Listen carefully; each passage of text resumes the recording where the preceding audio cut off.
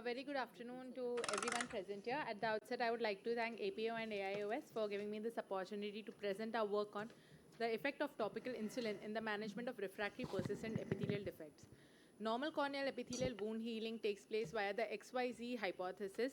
The normal rate takes around 7 to 14 days. At the molecular level, a lot of growth factors and cytokines like interleukin and insulin-like growth factors are involved in this process, and any disturbance in the homeostasis can cause a PED, which is the failure of reepithelialization within 14 days after an injury, even with standard of care. The standard of care includes preservative-free lubrication, punctal plugs, bandage contact lens, and tarsorrhaphy. The complications of untreated PET are devastating and include corneal melt, infection, neovascularization. Refractory PEDs are managed with the help of amniotic membrane graft autologous serum. In cases of thinning and perforation, we may require a cyanoacrylate glue. Hence, the need to find a novel compound that is both biocompatible, non-invasive, fast-acting, easily available, and cost-effective. Zagan et al. In 2007 were the first ones to study the effect of topical insulin in animal eyes. On reviewing the literature, there's a paucity of studies on the use of topical insulin in persistent corneal epithelial defects. With this aim in mind, we got a DCGI approval for using topical insulin eye drops and got our study registered in the CTRI. Patients with PED more than 2 weeks duration not responding to the conventional treatment, including the use of BCL, diabetic and non-diabetics both were included in the study. Patients with an infective pathology, immunocompromised state, pregnant or lactating women, and those having lid abnormalities were excluded. Complete reepithelialization at 1 month was the primary outcome that was measured. A detailed examination was done, including the area and size of epidefect using the ImageJ software and a random blood sugar with glucometer for every patient. The insulin drops were prepared using 0.25 ml of regular insulin diluted in 10 ml of polyethylene polypropylene glycol base, giving a final concentration of 1 international unit per ml. The patients were advised to use these drops 4 times a day till the epithelial defect healed. Success was defined as complete epithelialization of the defect. This is a detailed data sheet of every patient included in our study, including the etiology, the area at presentation, their weekly follow-up, the reepithelialization days taken, the BCVA, complications, and recurrence. To summarize, 22 eyes were included in this study. With 10 patients, 45% of the patients having PED post-corneal transplant, 8 of them had neurotrophic keratopathy, 3 with chemical injuries, and 1 with neuroparalytic ulcer.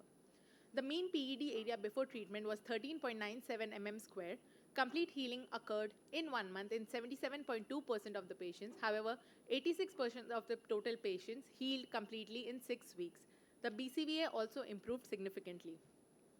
The average time taken for complete healing was 21.5 days. 1 patient underwent severe thinning and required a multi-layered amniotic membrane graft, and 2 patients developed infective keratitis, which was medically managed. There was no recurrence rate of PED in any of the patients and no change in blood sugar levels. On comparing a study with other studies that have used autologous serum, plasma-rich growth factors, topical synergermin, and epidermal growth factors, we find that the reepithelialization percentage is almost comparable in all the studies. However, the time taken for complete healing is less with the use of insulin eye drops with 0 recurrence rate.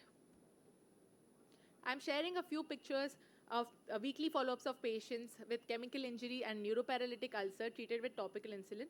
The patients also gave a subjective improvement in pain and photophobia post the use of insulin eye drops. Here are a few patients with post-keratoplasty PED. We know how devastating it can be. Insulin not only helped in epithelialization but also helped in maintain the graft clarity. Patients with neurotrophic keratopathy treated with insulin showed complete epithelialization. In conclusion, the limitations of the study are that the sample size is small, there is a short follow-up period, there's no comparative arm, and we've not studied the molecular changes that occur. However, I would also like to mention that post-submission of this abstract, we've treated almost 50 patients with PEDs with insulin, and it shows promising results. To conclude, insulin can be a game changer in treating refractory PEDs because it's cost-effective, easily available, fast-acting, and the choice is yours. Either use it as a first line or for the treatment of refractory PED. Thank you. Nice presentation. How does topical insulin act? So insulin acts on the insulin-like growth receptors that helps in epithelial cell migration and proliferation. along with, and it also, it's known to reduce the inflammatory cytokines like interleukin-1 and interleukin-6 and decrease transforming growth factor beta.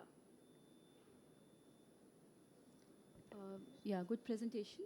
What was the vehicle you used for insulin? Ma'am, we diluted it in polyethylene glycol PEG base, but however, there have been reports of using it in normal saline also. And the main advantage is that insulin does not require refrigeration, and its shelf life is 1 month. And the one patient which did not respond, you said had a melt. What was the eventual fate of that patient? What was the patient underwent amniotic membrane graft and simultaneously required a cyanoacrylate glue. When the inflammation subsided, he underwent optical penetrating keratoplasty. There are some commercially available topical insulin from Intod Pharma.